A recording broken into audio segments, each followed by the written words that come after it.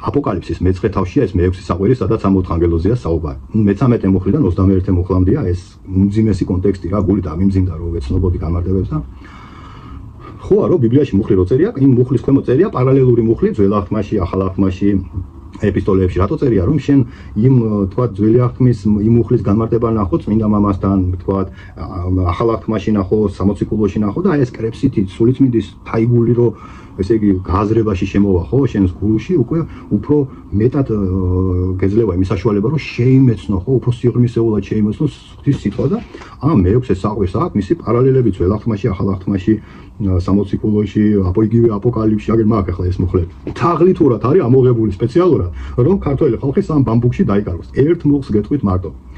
პეტრე მოციქულის მეორე ეპისტოლე გადაშალეთ. მეორე ეპისტოლეში მეორე თავი გადაშალეთ და წაიკითხეთ მე-4 მუხლი. მერე დაგუგლეთ ამ მე-4 მუხლის განმარტება